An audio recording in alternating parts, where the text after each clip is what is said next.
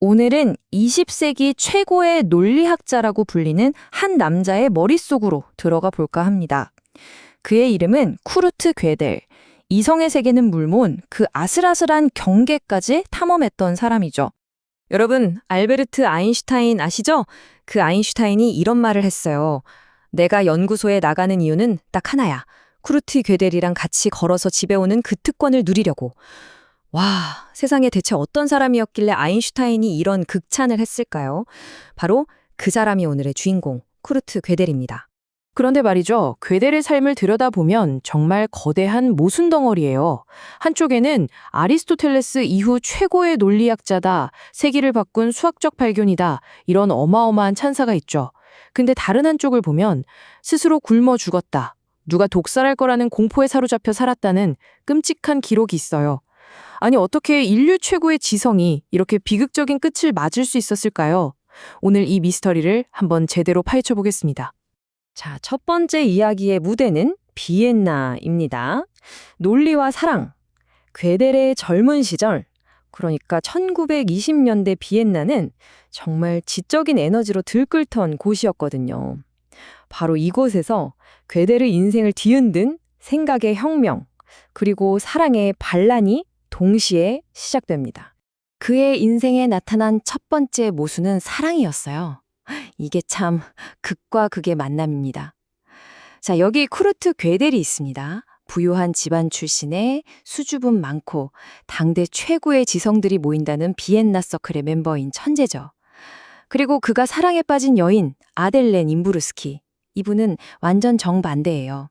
노동자 계층 출신의 아주 활달한 성격의 댄서였고 심지어 괴델보다 6살이나 연상이었습니다. 집안에서 얼마나 반대했겠어요. 하지만 괴델 절대 물러서지 않았죠. 자, 두 번째 이야기입니다. 바로 괴델을 역사에 남게 한 불완전성 정리. 부제가 아주 도발적이죠. 수학을 깨부쉔 발견. 대체 뭘 어떻게 깨부셨다는 걸까요? 이걸 이해하려면 당시 수학자들이 뭘 굳게 믿고 있었는지부터 알아야 해요. 그들의 믿음은 이거였습니다. 모든 참인 수학 명제는 반드시 증명할 수 있다. 다비트 힐베르트 같은 당시의 슈퍼스타 수학자들은 수학이 완벽하고 어떤 빈틈도 없는 완벽한 성이라고 생각했어요. 그 안에는 모순도 없고 증명 못할 진실 같은 건 절대 존재하지 않을 거라고 확신했죠. 괴델이 파고든 게 바로 형식 체계라는 건데요. 말이 좀 어렵죠. 그냥 하나의 게임 룰이라고 생각하시면 쉬워요. 수학이라는 게임에는 몇 가지 기본 규칙, 그러니까 공리가 있잖아요. 이 기본 규칙들만 가지고 차근차근 나아가면 게임 안에 있는 모든 문제를 다 풀 수 있을 거라고, 모든 진실을 증명할 수 있을 거라고 믿었던 거죠. 바로 여기서 괴델의 천재성이 폭발합니다. 그가 뭘 했냐면요. 이 수학이라는 게임 룰 안에서 아주 기가 막힌 문장 하나를 만들어낸 거예요. 그 문장의 내용이 뭐냐면 이 문장은 이 시스템 안에서 증명될 수 없다입니다. 잠깐만요. 이게 무슨 말일까요? 자, 한번 따져보죠. 만약 이 문장이 거짓이라면 증명될 수 없다가 거짓이니까 증명될 수 있다는 뜻이 되죠. 근데 거짓인 문장이 증명되면 그 게임 룰은 그냥 엉망진창 모순 덩어리가 됩니다. 자, 그럼 이 문장이 참이라면요? 이 문장은 증명될 수 없다는 말이 사실이 되는 거잖아요. 와, 그럼 뭐가 되죠? 참이긴 한데 증명은 할 수 없는 명제가 존재한다는 결론에 이르게 됩니다. 이쪽으로 가도 막히고 저쪽으로 가도 막히고 그야말로 완벽한 논리적 함정이었죠. 그래서 괴델의 정리가 남긴 충격적인 결론이 바로 이겁니다. 진리는 증명보다 크다. 우리가 증명이라는 도구로 파악할 수 있는 진실의 세계가 이만하다면 진짜 진리의 세계는 그보다 훨씬 어마어마하게 넓다는 걸 보여준 거죠. 완벽하다고 믿었던 수학의 성에 증명할 수 없는 진리가 떠다니고 있었던 겁니다. 자, 이렇게 세상을 뒤흔든 괴델의 삶은 이제 세 번째 부대, 프린스턴으로 넘어갑니다. 부제가 참 의미심장하죠. 나치로부터는 도망쳤지만 자기 자신으로부터는 결코 도망칠 수 없었다. 그의 인생을 시간 순서대로 보면 정말 영화 같아요. 1930년에 그 엄청난 논문을 발표하고 얼마 안 있어 1938년에 나치가 오스트리아를 합병하잖아요. 그 직후에 사랑하는 아델레와 결혼을 합니다. 그리고 1940년 정말 목숨을 건 탈출을 해요.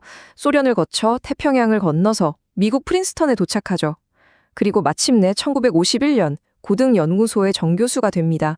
이제 좀 안정적인 삶을 찾나 싶었죠. 이 시기에 괴델의 성격을 쫙 보여주는 아주 재미있는 일화가 있어요. 그가 미국 시민권 시험을 보는데 얼마나 불안했는지 미국 헌법을 수학 공식처럼 파고든 거예요. 그러다 뭘 발견했냐면, 이 헌법에는 독재가 가능해지는 논리적인 허점이 있잖아? 이걸 찾아낸 겁니다. 그리고는 글쎄, 시험 보는 판사 앞에서 그걸 설명하려고 한 거예요. 옆에 있던 친구 아인슈타인이 진땀을 뻘뻘 흘리면서 말렸다고 하죠. 천재의 머릿속은 정말 상상하기가 힘드네요.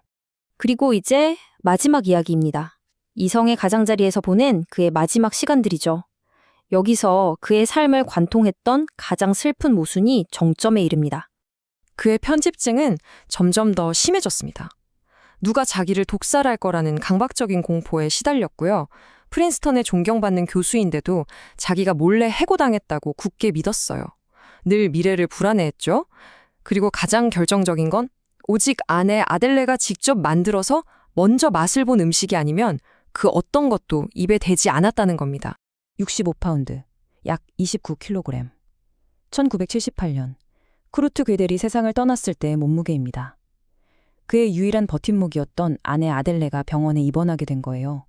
더는 그의 음식을 챙겨주고 맛봐줄 사람이 없어진 거죠. 그러자 그는 그냥 먹기를 멈췄습니다. 스스로 굶어서 영양실조로 세상을 떠난 겁니다. 세상의 그 어떤 불확실성도 용납하지 않으려 했던 완벽한 논리의 거인이 가장 비이성적인 공포에 잠식되어 버린 거죠. 한 동료가 남긴 말이 참 잊히지가 않습니다. 그는 자신의 천재성에 대해 너무나 값비싼 대가를 치렀다. 결국 그의 위대한 지적 성취 뒤에는 우리가 상상하기 힘든 개인적인 고통과 희생이 있었던 겁니다. 그래서 마지막으로 이런 질문을 던지게 됩니다. 남들이 보지 못하는 진실을 보는 것, 그 대가는 과연 뭘까요? 쿠르트 괴델의 삶은 이 질문에 대한 명쾌한 답 대신 우리에게 정말 많은 생각할 거리를 남겨준 것 같습니다. 천재와 광기, 이성과 비이성, 그 아슬아슬한 경계에 대해서 말이죠.